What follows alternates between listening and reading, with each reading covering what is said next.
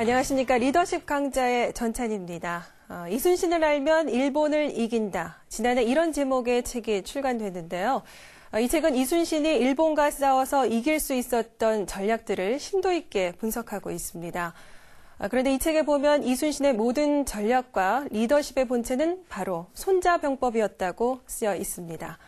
명장 중에 명장으로 꼽히는 이순신, 그를 명장으로 이끈 손자병법에서는 과연 리더십을 어떻게 말하고 있을까요? 오늘 이순신을 알면 일본을 이긴다의 저자인 노병천 대령 모시고 말씀 들어보겠습니다. 박수로 맞아주시기 바랍니다.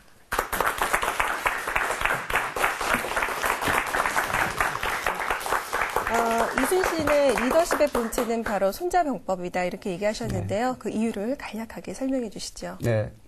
이순신 장군께서 그 당시에 과거 급제하실 때에 손자병법이라는 과목이 있었습니다. 네. 그래서 장군께서는 아주 많은 공부를 했고요.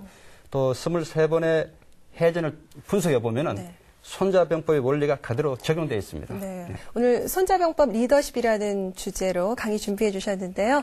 이 손자병법에서는 리더십을 어떻게 말하고 있는지 노 대령님의 강의 한번 들어보겠습니다. 부탁드리겠습니다.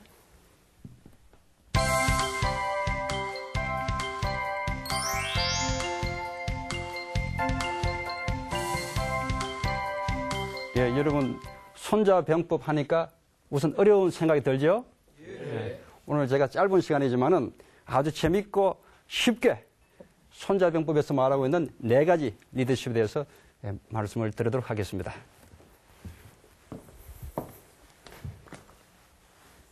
손자 하면은 잘 보십시오. 어떻게 생각하는가?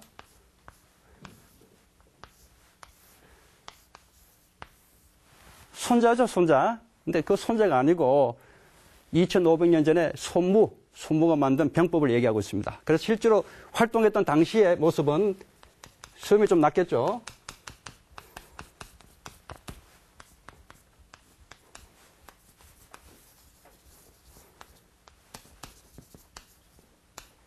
남경박물관 가면 대체로 이런 모습이 손자입니다. 자, 손자병법에서 말하고 있는 4가지 리더십. 첫 번째, 하나가 되게 하라. 여러분, 머리의 기능이 뭡니까? 머리.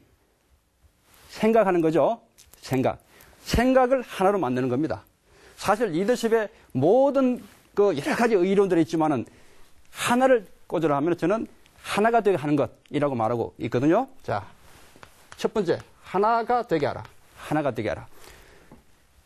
시계 1편에 보면은 도자, 영민, 여상, 동의야. 가해지사, 가해지생, 입을 외라. 이런 말이 있습니다. 자, 도라는 것은 같은 뜻을 가지게 한다. 이렇게 시작하고 있거든요. 그런데 이 도를 우리가 생각하면 굉장히 어렵게 생각하기 쉽죠. 그러나 그대로 보면은 도가 뭡니까? 도는 길이죠, 길. 길의 기능이 뭡니까? 그것은 통하는 겁니다. 그렇죠? 사통팔달. 좌우 상하 통하는 것이 길의 기능입니다. 만약 길이 중간에 막혀버리면 길의 기능이 없어져 버리죠. 이게 굉장히 중요한 겁니다. 그래서 하나가 되기 위한 첫 번째가 뭔가 하면은 의사소통 체계를 아주 원활하게 만드는 겁니다. 그래서 대화가 통하게 만드는 거죠. 사람도 보십시오. 사람 몸에 병이 생기는 것은 통하지 않기 때문에 생기는 겁니다. 여러분, 뇌 속에 들어가는 조그만 혈관이 하나 막히면 어떻게 됩니까? 뇌졸중이 생기죠. 아주 작은 것 하나 막혀도 사람에게 치명적입니다. 만약에 심장을 통과하는 2개의 관성 동맥이 있는데 그것이 막혀버리면 어떻게 됩니까? 그것도 마찬가지 돌연사를 일으킵니다. 심근경색으로 들어보셨죠? 그래서 사람 몸에도 이 통하지 않으면 죽게 되듯이 우리 사회, 부대에서도 마찬가지 상하가 또 좌우가 통하지 않으면 이건 큰일 납니다. 이순신 장군께서 이 대화의 길을 열기 위해서 어떤 일을 하셨는가 하면은 운주당이라는 것을 만들었어요. 그분이 다니시는 곳곳마다 운주당을 만들었는데 거기 보면 부하들이 여러분 보십시오. 수많은 그 당시에 조선의 많은 그 수병들이 와 있었는데 학력도 뭐 가지각색이겠죠. 또 지위 뭐 다 다릅니다. 보면 생김새도 다 달라요.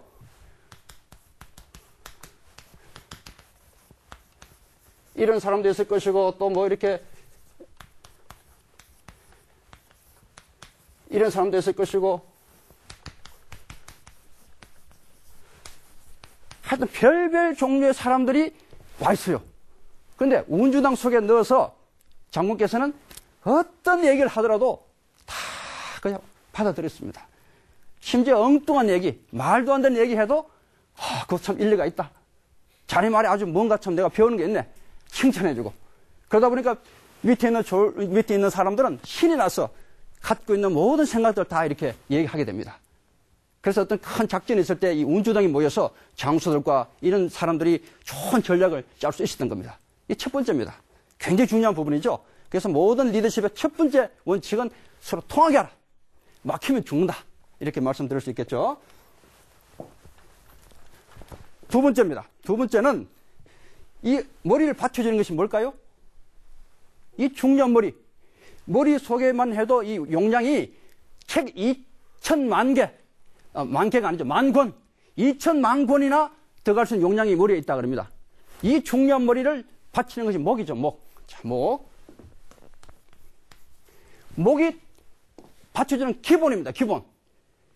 목에 조금만 잘못 이상이 생기면 머리가 지탱이 안 되죠. 그래서 두 번째는 목같이 기초, 기본을 충실히 하는 것. 두 번째로 얘기하고 있습니다. 기본을 충실하라.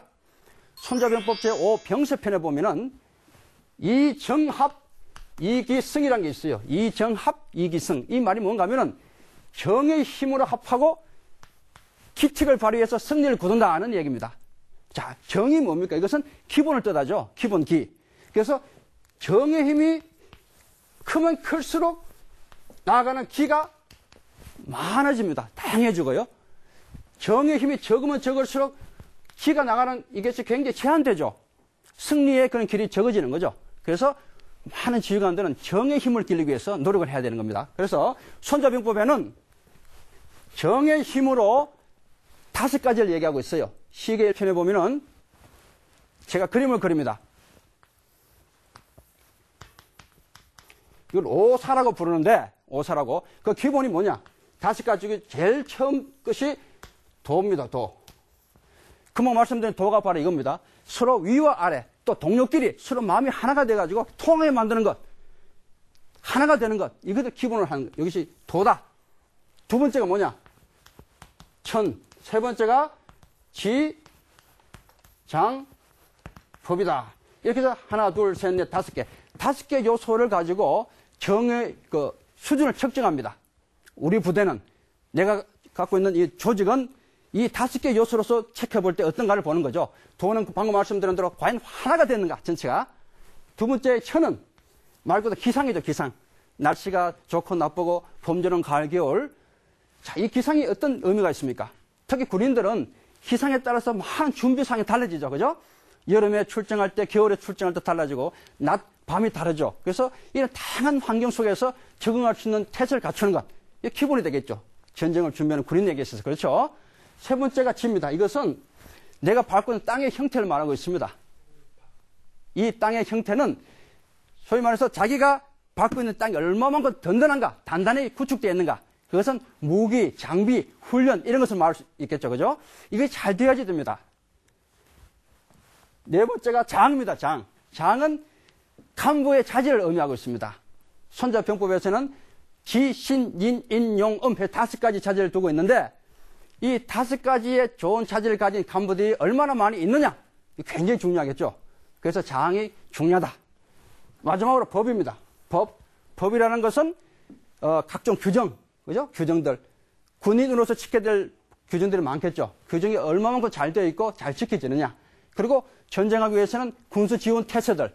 뒤에서 많은 물자가 필요하겠죠. 그것을 얼마만큼 잘 평상시에 유지가 되느냐. 이런 것들이 5가지 요소입니다. 그래서 장수는 이 5가지 요소를 잘 보고 부족한 것을 평상시에 계속 육성시키고 배양하고 해야 되는 책임이 있다는 겁니다. 이것이 두 번째 얘기는 기본에 충실하라. 그 장군께서, 이순신 장군께서도 평소에 보면 활쏘기를 많이 했습니다. 활쏘기. 말도 많이 타시고, 그리고 수시로 무기고에 가서 무기를 점검하셨죠. 잘못되면 혼내주시고, 곤장도 치시고, 심하면 그냥 아주 엄한 불도 내리시고, 그것이 바로 평소에 이 5가지 요소를 잘 갖춰 놓아야 되기 때문에 그런 행동을 하셨던 겁니다. 자, 세 번째입니다. 여러분, 머리와 똑같이 또 중요한 것이 있어요. 사람 몸에서 머리도 중요하지만 또 중요한 것이 뭘까요? 뭐라 생각하십니까? 심장이죠, 심장. 그렇죠? 심장의 크기가 얼마나 클까요? 주먹만 하다 그러죠. 이 심장이 3마력의 힘을 냅니다. 3마력. 이 심장에 조금은 잘못되어 있어도 사람이 이거 생명도 위험할 때가 많죠. 그래서 심장에 대해서 돌연사가 많습니다. 그 심장은 어떻게 됩니까? 온전해야 됩니다. 항상. 그죠? 온전하라. 세 번째가 온전함을 추구하라. 온전함을 추구하라. 손자병법에 보면은 전국 위상 파국 차지라는 말이 있습니다. 제3모공편에 나오는 건데요. 자, 전국 나라를 온전하게 한 뒤에 어떤 일을 도모하는 것을 최고로 여기고 깨떨어짐을 당하면서 어떤 일을 이룬다면 그것은 그 밑에다. 이런 얘기입니다. 그래서 끊임없이 손자병법은 전을 추구하고 있습니다. 가급적 깨어지지 않고 어떤 목적을 달성하는 것.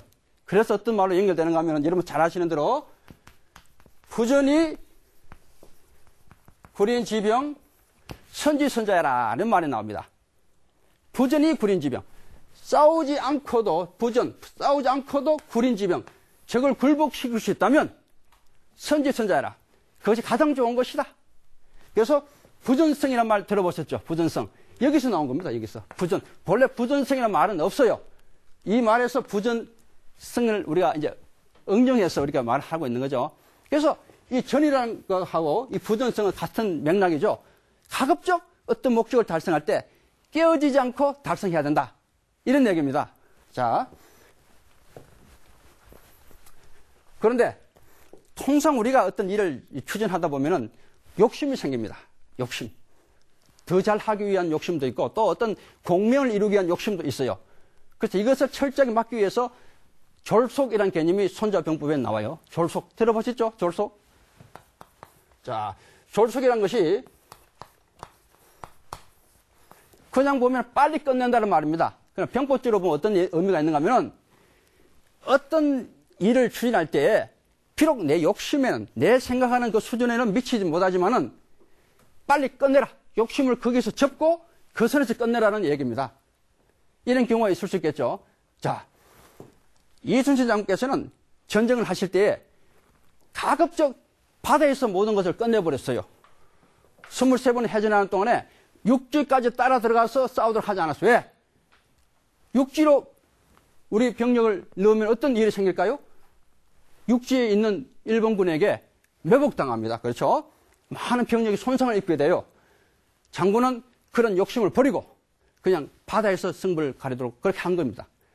자, 1866년도에 퍼르시아 유명한 몰트케 장군이 있었어요. 몰트케.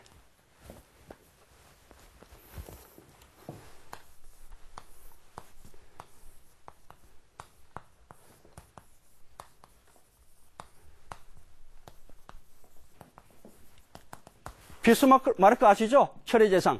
비스마르크와 같이 활동했던 그 유명한 몰트케 장군입니다.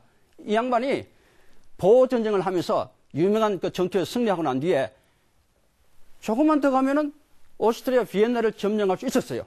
그러나 거기서 멈췄습니다. 여기까지다. 다들 반대했죠. 왜? 바로 코앞에 비엔나가 있는데 그것을 바로 그냥 점령하면 끝날 것인데 왜 거기서 멈추느냐? 몰트케가 하는 얘기가 있어요. 곧 프랑스와 전쟁을 한다. 유명한 보불 전쟁이죠. 그 전쟁을 하기 위해서는 이 선에서 끝내야 된다. 전력을 낭비할 필요가 없다. 끝내버립니다. 이거 굉장히 어려운 결단이죠. 그래서 이건 졸속이라는 개념은 잘 안 될 때가 아니라 정말 일이 성공적으로 진행될 때 또 승리가 박차를 가해서 더 많은 승리를 얻을 수 있는 그 유혹이 있을 때 그 앞에서 멈추는 것. 이 졸속입니다. 굉장히 어렵겠죠. 그래서 이것은 대단한 그런 절제심이 요구되고 큰 도량이 필요하겠죠.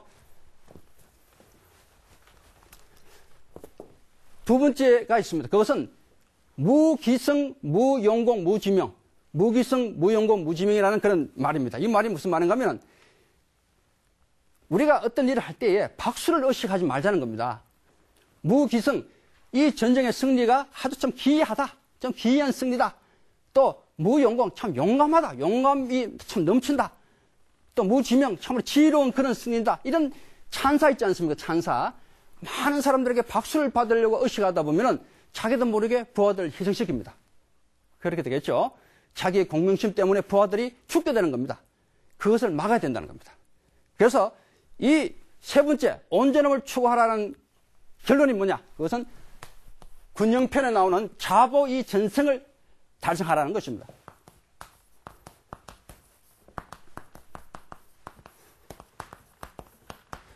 이 굉장히 중요한 부분입니다. 우리가 어떤 일을 할 때, 사회생활을 하거나 군생활을 할 때 항상 자보. 우선은 내가 다치면 안 됩니다. 그렇죠? 내가 보존을 받아야 된다는 겁니다. 내가 온전한 상태를 유지해야 된다는 거죠. 그리고 어떤 일을 성공적으로 했을 때 그게 비로소 완전한 승리라는 뜻입니다. 내가 깨어지고 내가 아주 피를 입어가면서 피를 흘려가면서 얻는 승리는 아주 차원이 낮은 승리다. 그래서 우리 병사들, 우리 간부들은 정말 나도 보존하지만 내가 맡고 있는 우리 병사들 정말 건강하게 잘 보살펴서 부모님께 이렇게 돌려보내드리는 것 얼마나 중요할까요? 세 번째였습니다.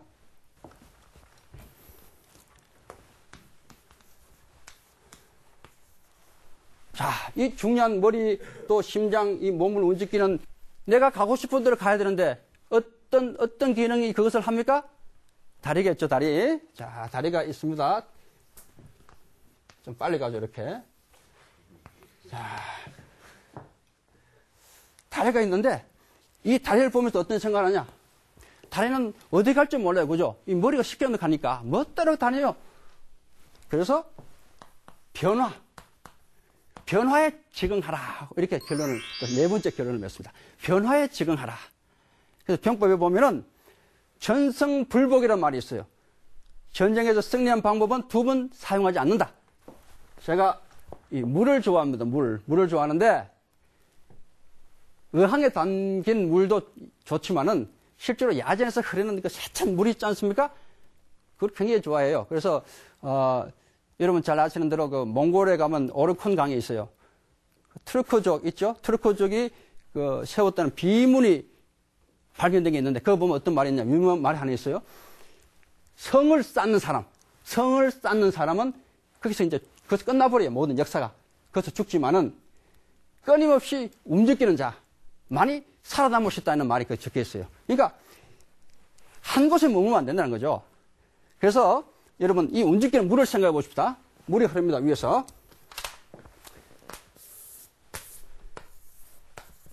바위를 만납니다. 바위. 어떡합니까? 바위 만났다고 가만히 있을 수 없죠. 옆으로 싹 피어갑니다. 이 단단한 바위를 내가 깨려고 하면 어떻게 해요? 내가 깨어지는 거예요. 그죠? 굳이 내가 깰 필요 없어요. 내 뒤에 오는 사람이 또 부드럽게 한번 치고 지나가면 되는 거예요. 그죠? 또 그 사람이 아니라 그 밑에 사람 또 한번 부드럽게 치고 지나가면 끝나는 거예요. 언젠가는 이 단단한 바위가 없어지겠죠. 이 단단한 사람을 의미하겠죠. 자기를 누르고 있는 위 사람이라도 아주 마음이 강팍하고 이런 분이 계실 수 있어요. 그죠? 내가 부딪히려 하면 나도 깨어집니다. 그러니까 지혜롭게 싹 넘어갔어요. 다음에 물이 내려가다 보면 뭐가 있겠어요? 나무가 또 있어요. 나무가 원하는 건 물이에요. 물 좀 달라. 그럼 내가 주는 거예요. 살아가다 보면 나를 필요로 할 때가 있어요. 그러면 내가 아낌없이 그냥 줘요. 물을 공급하고 또 내려갑니다. 내려가다가 웅덩이가 있어요. 웅덩이. 급하게 지나가려 하지 마세요. 필요하면 하나씩 채우세요. 채우다 보면 채워지고 또 넘어가게 돼 있어요. 그러니까 급하게 서둘지 말고 채워라. 마지막에 낭떠러지가 있을 수 있죠. 그죠? 기어이 낭떠러지 안 떨어지려고 애를 쓰다 보면 자기도 또 힘들어져요. 그러니까 맡겨버렸어요. 경우에 따라서는 우리는 맡겨버려야 될 때가 있어요. 버려야 될 때가 있어요. 그죠? 나의 자존심이 채면 또 걱정거리까지 모든 것을 그냥 어쨌든 버려버려요. 그러면 자연스럽게 자기도 모르게 떨어집니다. 그죠? 그리고 큰 바다에 이르게 되는 거죠. 그러니까 큰 바다에 이르는 물들은 이런 과정 다 겪은 물들이죠. 중간에 혼자 어떻게 하겠다 하면 다 그냥 사라져버려요. 그죠? 이것을 보고 손자병법에서는 병형 상수라 이렇게 부릅니다. 병형 상수라. 군대의 형태는 물을 담는다. 가장 자연스럽게 세상을 이기는 방법이고 또 군대를 운영하는 방법이 바로 이런 방법입니다. 여러분, 변화에 대해서 우리가 한 번 더 생각할 것이 있는데 그것은 고정관념에 대한 문제입니다.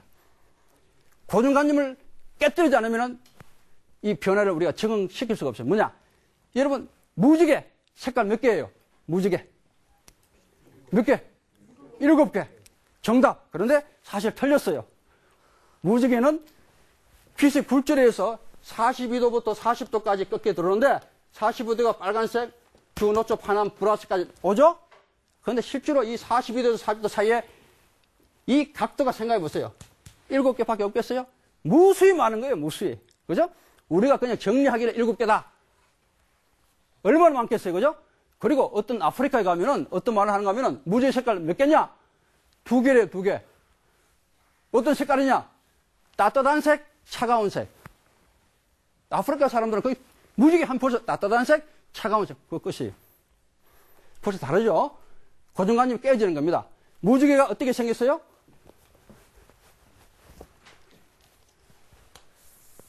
이렇게 생겼죠? 무지개가. 이것도 틀렸어요. 무슨 말이냐? 위에서 보면은, 요즘 이제 우주 비행사 모집하죠? 위에서 보면은 이 무지개가 원형입니다, 원형. 우리는 지평선 때문에 반밖에 못 보는 거예요. 벌써 이 모든 우리가 기존 관념을 다 깨버리는 거죠, 그죠? 병영상수, 변화에 적응하는 이런 생각은 기존의 고정관념을 깨뜨리지 않으면은 이게 안 나오는 거예요. 그래서 특히 이제 나이 드신 분, 또 군에 오래 계셨던 분들은 항상 새로운 발상으로 접근할 필요가 있다. 신시대에 맞도록 굉장히 중요한 부분이죠. 자, 이 4가지가 완성되면은 손자병법 9지편에 보면은 아주 재밌는 어떤 표현이 하나 나와요. 이 4가지가 완성된 부대는 어떤 부대냐? 잘 보세요.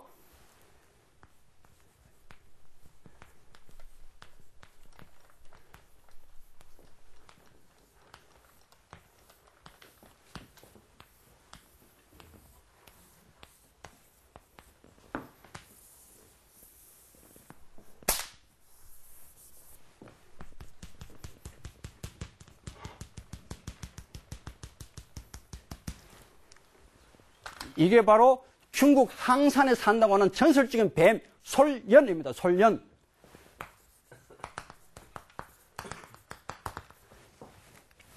이 앞에 이 독리입니다. 독리. 독리가 있고 꼬리에 독침이 있어요. 저기 머리를 탁 봤습니다. 그러면 꼬리가 휙 달려들어서 상대방을 탁 찌릅니다. 저기 꼬리를 탁 밟으면은 머리가 휙 달려들어서 물어버립니다. 허리를 밟으면 어떻게 할까요? 그렇죠, 그렇죠. 예. 머리, 꼬리가 한꺼번에 달려들어서 상대방을 죽여버립니다. 항산에 사는 전설적인 뱀 솔연입니다. 그래서 이것은 뭐냐면은 어떤 위기에 처했을 때 누가 시키지 않던 자발적으로 하나가 되어가지고 그 위기를 벗어난다는 거죠. 자, 군에서 보면은 머리가 장교 되겠죠. 밑에는 우리 병사들, 허리는 부사관 되겠죠. 각자가 자기 위치에서 일을 하다가 어떤 임무가 떨어졌다. 어떤 위기가 있다. 그러면 시키지 않아도 평상시에 맺었던 그 하나되는 마음, 이런 태세를 갖고 있는 그 상태에서 바로 임무도 완성되고 또 위기도 극복할 수 있는 그런 가장 바람직한 그런 부대가 된다는 겁니다. 자, 이제 4가지 결론을 맺습니다. 이제 여러분들은 아래사람을 볼 때 머리를 볼 때마다 무엇을 생각해야 된다고요? 머리를 보면서 저 머리 속에 있는 생각이 나와 같을까? 그죠? 나와 같을까? 내가 생각하는 거와 똑같을까를 늘 체크해 봐야 돼요. 목을 보면서 나는 정말 기본이 잘 돼 있는 사람인가? 그죠? 기본이 잘 돼 있는 사람인가? 심정을 보면서 나는 정말 온전하게 모든 일을 추구하려고 그러는가? 내 욕심 때문에 또 이렇게 잘못된 부분이 없는가? 체크하게 되겠죠? 발을 보면서 이 변화되는 세상에 내가 고정관념에 사로잡히지 않는가, 항상 창의적인 생각으로 발전적인 그런 아이디어로 내가 노력해야 되지 않겠냐는 그런 생각을 하게 될 수 있다는 거죠. 자, 이렇게 해서 오늘 손자병법 어렵게만 느껴지겠지만은 이제 4가지 핵심 있지 않겠죠? 이것이 손자병법에서 말하고 있는 리더십입니다. 예, 감사합니다. 오늘 제 강의는 여기까지입니다. 잘 들었습니다.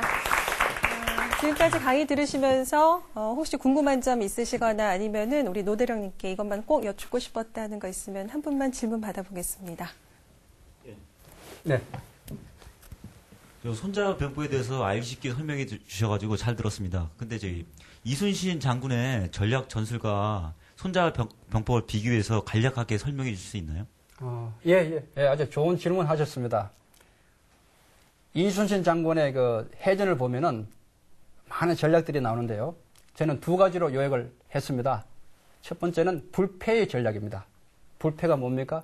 지지 않는다는 거죠. 패배하지 않는다. 그러니까 우리가 통상 필승을 추구하죠. 필승을 추구하다 보면은 무리수가 있습니다. 그러다 보면은 많은 것이 깨어집니다.